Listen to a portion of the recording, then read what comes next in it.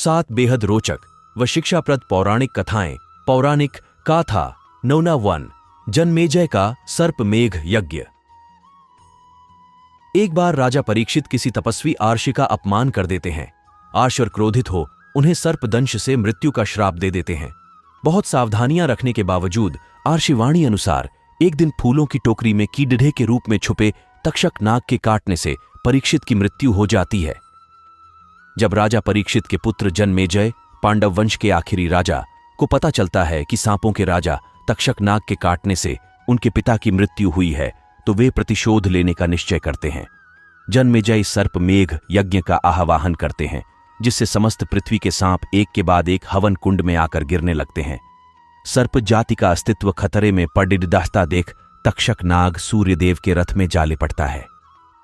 अब अगर तक्षक नाग हवन कुंड में जाता तो उसके साथ सूर्यदेव को भी हवन कुंड में जाना पड़ता और इस दुर्घटना से सृष्टि की गति थम जाती। पिता की मृत्यु का बदला लेने की चाह में जन्मेजय समस्त सर्प जाति का विनाश करने पर तुला था, इसलिए देवगण उन्हें यज्ञ रोकने की सलाह देते हैं, पर वह नहीं मानते। अंत में अस्तिका मुनि के हस्तक्षेप से जन्मेजय अपना महाविनाशक यज्ञ रोक देते हैं। शिक्षा बुरे कर्म का बुरा फल मिलना अटल है, नियति को कोई टाल नहीं सकता। पौराणिक कहानी। धृतराष्ट्र का पुत्र मोह हस्तिनापुर नरेश धृतराष्ट्र जन्म से अंधे थे। इस कारण वह ज्येष्ठ पुत्र होते हुए भी राजा बनने योग्य नहीं थे। परंतु राजा पांडु एक गंभीर बीमारी का शिकार हो जाने की वजह से वन प्रस्थान कर गए थे और एक राज्य का सिंहासन रिक्त नहीं रखा जा सकता था, इसलिए धृतराष्ट्र को पांडु का प्रतिनिधि राजा बनाया गया था। एक बार राजसुख का स्वाद छक लेने वाले धृतराष्ट्र चाहते थे कि उनके बाद हस्तिनापुर का राजा उनका पुत्र दुर्योधन बने। इसी लालसा में उन्होंने न्याय और अन्याय में तर्क करना छोड़ दिया और अपने पुत्र की हर एक ज्यादती को वह अनदेखा करके पांडु पुत्रों से पग पग पर अन्याय करते गए। दुर्योधन ने भी पांडवों के लिए अपने हृदय में घृणा ही पाल रखी थी। भीम को जहर देकर नदी में डुबोना, लाक्षागृह में आग लगाकर पांडु पुत्रों और कुंती को जिंदा जला देने का षड्यंत्र, द्रौपदी चीरहरण, द्यूत क्रीड़ा में कपट कर के पांडवों को वनवास भेजना और न जाने ऐसे कई षड्यंत्र से उसने पांडवों का अनिष्ट करने की चेष्टा की थी। अंत में जब उनके पाप का गड्ढा भर गया तब धर्म युद्ध हुआ और उस महायुद्ध में लालची धृतराष्ट्र के 100 पुत्र मृत्यु को प्राप्त हुए। अपनी लालसा की वेदी पर अपने समस्त पुत्रों की बलि चढ़ा देने वाले धृतराष्ट्र ने युद्ध समाप्ति के बाद भी भीमसेन को अपनी भुजाओं में जकड़ कर मार डालने का प्रयास किया था, लेकिन अंत में शर्मिंदा हो और हार स्वीकार कर धृतराष्ट्र पत्नी सहित वन चले जाते हैं। सार लालच बुरी बला है, इसे करने वाले का अंत भी धृतराष्ट्र जैसा ही होता है, परास्त और अपमानित। पौराणिक कथा 2 लक्ष्मण को मिला ज्ञान श्री राम और रावण के बीच हुए अंतिम युद्ध के बाद रावण जब युद्ध भूमि पर मरणशैया पर पड़ी डीढ़ा होता है, तब भगवान राम लक्ष्मण को समस्त वेदों के ज्ञाता महापंडित रावण से राजनीति और शक्ति का ज्ञान प्राप्त करने को कहते हैं, और तब रावण लक्ष्मण को ज्ञान देते हैं कि अच्छे कार्य में कभी विलंब नहीं करना चाहिए और अशुभ कार्य को मोहवश करना ही पड्डे तो उसे जितना हो सके उतना टालने का प्रयास करनी चाहिए। शक्ति और पराक्रम के मद में इतना अंधा नहीं हो जाना चाहिए कि हर शत्रु तुच्छ और निम्न लगने लगे। मुझे ब्रह्मा जी से वर मिला था कि वानर और मानव के अलावा कोई मुझे मार नहीं सकता, फिर भी मैं उन्हें तुच्छ और निम्न समझकर अहम में लिप्त रहा, जिस कारण मेरा समूल विनाश हुआ। तीसरी और अंतिम बात रावण ने यह कही कि अपने जीवन के गूढ़ रहस्य स्वजन को भी नहीं बताने चाहिए, चूंकि रिश्ते और नाते बदलते रहते हैं। जैसे कि विभीषण जब लंका में था तब मेरा हितेच्छु था, पर श्री राम की शरण में आने के बाद मेरे विनाश का माध्यम बना। सार, अपने गूढ़ रहस्य अपने तक रखना, शुभ कर्म में देरी ना करना, गलत काम से परहेज करना और किसी भी शत्रु को कमजोर ना समझना, यह अमूल्य पाठ हर एक इंसान को अपने जीवन में उतारना चाहिए। पौराणिक कहानियन या 4 भस्मासुर को शिव का वरदान। पूर्व काल में भस्मासुर नाम का एक राक्षस हुआ करता था। उसको समस्त विश्व पर राज करना था। अपने इसी प्रयोजन को सिद्ध करने हेतु वह शिव की कठोर तपस्या करता है।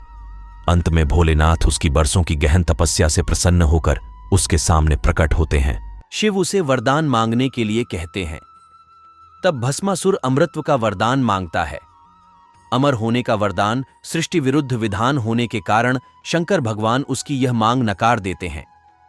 तब भस्मासुर अपनी मांग बदलकर यह वरदान मांगता है कि वह जिसके भी सिर पर हाथ रखे वह भस्म हो जाए। शिवजी उसे यह वरदान दे देते हैं। तब भस्मासुर शिवजी को ही भस्म करने उसके पीछे दौड़ ढपटता है। जैसे तैसे अपनी जान बचाकर शंकर भगवान विष्णु की शरण में जाते हैं और उन्हें पूरी बात बताते हैं। भगवान विष्णु फिर भस्मासुर का अंत करने के लिए मोहिनी रूप रचते हैं। भस्मासुर जब भटक भटक कर शिवजी को भस्म करने के लिए ढूंढ रहा होता है, तब मोहिनी उसके समीप प्रकट हो आती है। उसकी सुंदरता से मुग्ध होकर भस्मासुर वहीं रुक जाता है और मोहिनी से विवाह का प्रस्ताव रख देता है। मोहिनी जवाब में कहती है कि वह सिर्फ उसी युवक से विवाह करेगी जो उसकी तरह नृत्य में प्रवीण हो। अब भस्मासुर को नृत्य आता नहीं था, तो उसने इस कार्य में मोहिनी से मदद मांगी। मोहिनी तुरंत तैयार हो गई।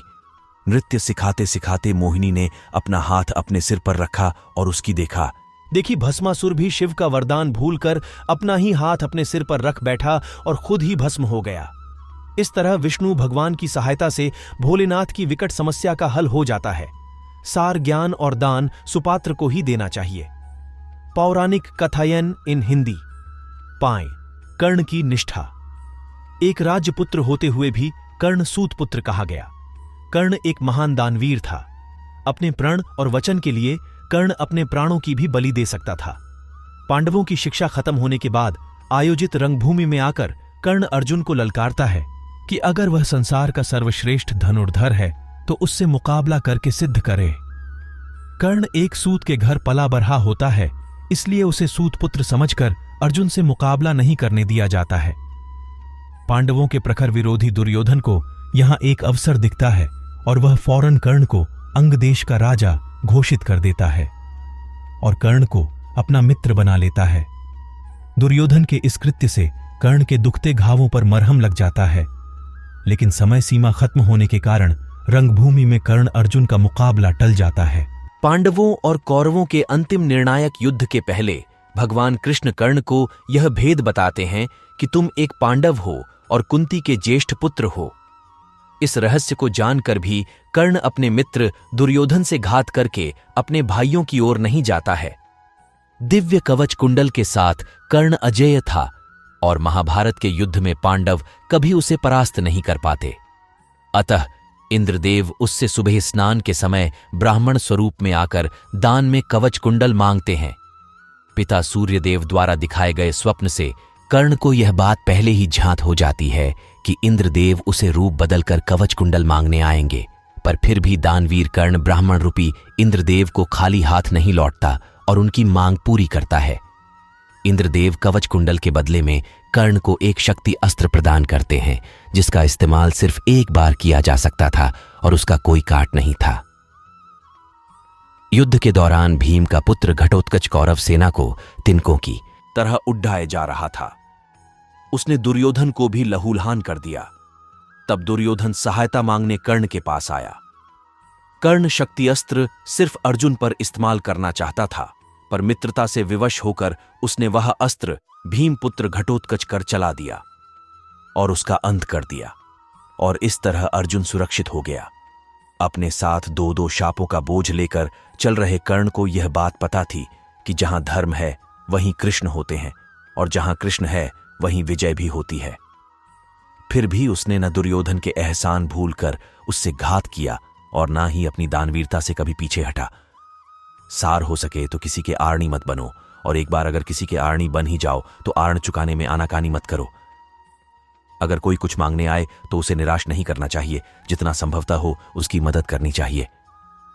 पौराणिक कथा सागर ज्ञानशेक शिव के गण नंदी की कहानी। पौराणिक दंत कथा अनुसार एक बार शिवजी के निवास स्थान पर कुछ दुष्ट व्यक्ति प्रवेश कर जाते हैं। इस बात का बोध होते ही शिवजी नंदी को कुछ निर्देश देने के लिए बुलाते हैं, लेकिन अति उत्साही नंदी शिवजी को अनसुना करके उन दुष्टों के पीछे भाग पड़ता है। नंदी के इस अबोध आचरण से क्रोधित होकर भगवान शिव नंदी को आज्ञा देते हैं, आज से तुम्हारा स्थान मेरे निवास स्थान के बाहर ही रहेगा। इसी कारण आज के समय में भी भगवान शिव के प्रिय नंदी का स्थान मंदिर के बाहर ही स्थापित किया जाता है। सार: बिन सोचे समझे किसी कार्य में अमल करने पर अपार विपदा आ सकती है। जब कोई ज्ञानी व्यक्ति कुछ बोल रहा हो तब उनकी बात काटनी नहीं चाहिए और उन्हें अनसुना नहीं करना चाहिए। पौराणिक कहानी 7 भीमसेन का अभिमान महाबाली। Bhim story in Hindi. पांडुपुत्र भीम को अपने बलशाली होने पर अत्यंत गर्व हो जाता है। वनवास काल के दौरान एक दिन वह वन की ओर विचरते हुए दूर निकल जाते हैं। रास्ते में उन्हें एक वृद्ध वानर मिलता है। वानर की पूंछ भीमसेन के रास्ते में बिछी होती है। तभी भीम उसे अपनी पूंछ दूर हटा लेने को कहते हैं, परंतु वृद्ध वानर कहता है, अब इस आयु में मुझसे बार बार हिला डुला नहीं जाता। तुम तो काफी हट्टे कट्टे हो। एक काम करो, तुम ही मेरी पूंछ को हटाकर आगे बढ़ जाओ। भीम उस वृद्ध वानर की पूंछ उठाकर हटाने के लिए भरसक प्रयास करते हैं, परंतु वह पूंछ को 1 इंच भी हिला नहीं पाते हैं। अंत में भीमसेन उन्हें हाथ जोड़कर प्रणाम करते हैं और उन्हें अपना परिचय देने का विनम्र आग्रह करते हैं। फिर वृद्ध वानर के रूप धरे हुए पवन पुत्र हनुमान अपने असली स्वरूप में आ जाते हैं और भीम को अपना अहंकार छोड़ने की सीख देते हैं। सार: बल, बुद्धि और कौशल पर कभी घमंड नहीं करना चाहिए। कल को आसान बनाने के लिए आज आपको कड़ी मेहनत करनी ही पड़ेगी। आपका इस वीडियो को पूरा देखने के लिए धन्यवाद। अगर आपको यह वीडियो पसंद आई तो हमारे चैनल को लाइक और सब्सक्राइब जरूर करें।